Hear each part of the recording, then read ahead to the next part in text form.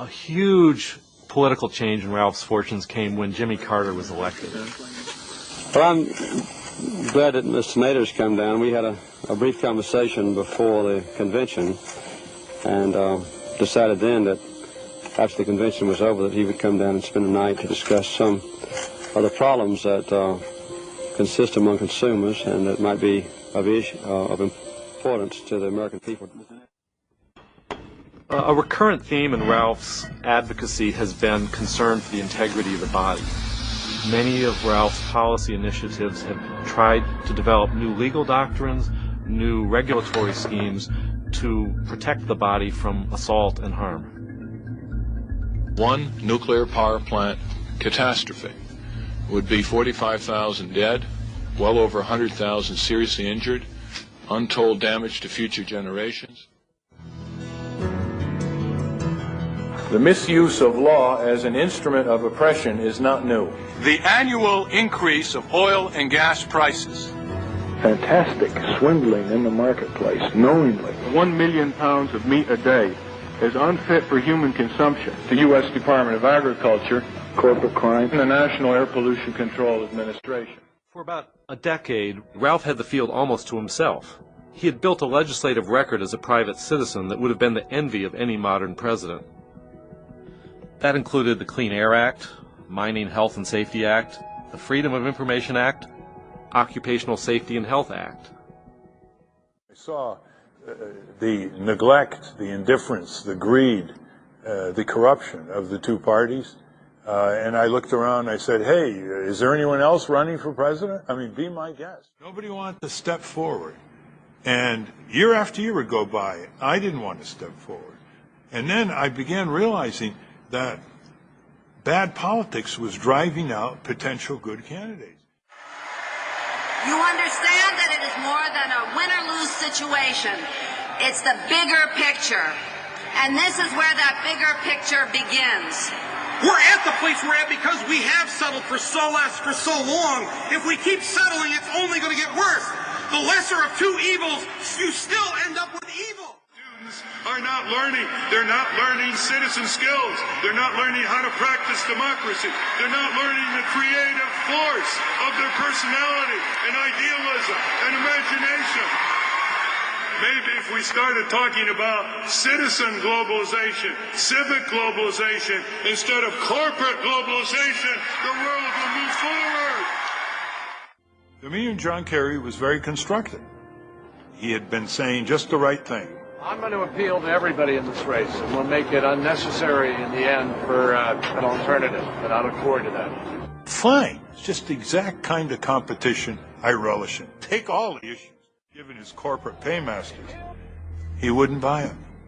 Instead, May 2004 was when the massive coordinated attack by the Democratic Party to harass us, to intimidate us, petitioning drives, to file more and more lawsuits against us, hiring Ken Starr's old law firm, Kirkland Ellis.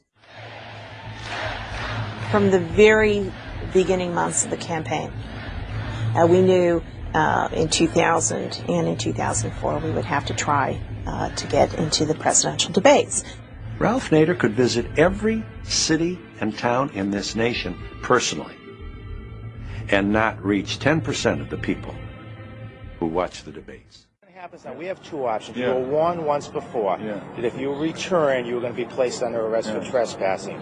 Is it your intent to be arrested? Of course not. And I have never been arrested, and I will not be arrested. Well, we're still I'm just saying. Going to give you the option, Mr. Nader, I don't to understand. Please leave the scene, or you're going to be placed under arrest for trespassing. That's it. I really don't want to get in a debate with you out here.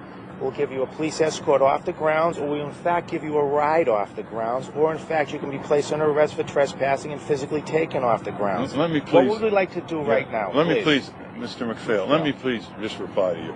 I have no understanding why you are being instructed to do this. We have an official invitation from one of the major television networks. But they're not allowing you access to the grounds. Who's not allowing? The debate commission? The debate committee, correct, sir. And they have I really do not want to get I don't want to argue. You seem like too nice of a man to argue. I don't want to argue with. All I want to ask you is, this is a political exclusion. I'm not a security risk. I'm not being disrupted. This is a political exclusion. You should not be misused. The authority of the state of Massachusetts should not be misused. And your guy, Ralph Nader, is very close to filing something about what went on in New Hampshire. Oh, now he's my guy. Well, our guy. Boy, you got away from him awfully quick. He was your guy the last time, too, as I recall. Let me take a second here and talk about Ralph. Yeah. Michael Moore was an example of the switch of aggressively supporting our agenda and our candidacy in 2000 and turning against us in 2004. Leave him alone? Well, he needs to leave us alone. Yeah. In 2000, he went to our rallies, and he was the most articulate critic. He made people laugh and cry. If you don't vote your conscience now, when will you start? Then 2004 comes along. And when you go in the voting booth, don't go in there like, oh, this is going to make me feel good, though. I'm going to feel good voting for Ralph Nader because he's pure, and I'm pure, and I want to feel good. So I'm going to vote for Nader. Listen, my friends, your parents must have told you when you were 14, 5 minutes of feeling good, you got to pay for it for the rest of your life. Come on. Well, let me tell you, there were carrots and there were sticks. Nader was told, if you don't run, we will lavish money on your organizations. We will lavish money anywhere you want it. Very extravagant sums of money were mentioned. And he was told face to face, this is just the beginning.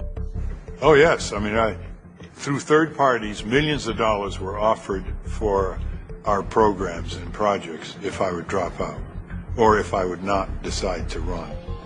And at the same time, he was told, if you do run, we will strangle your organizations. We will smother them. Your people will scream in pain at you for what we're going to do to you.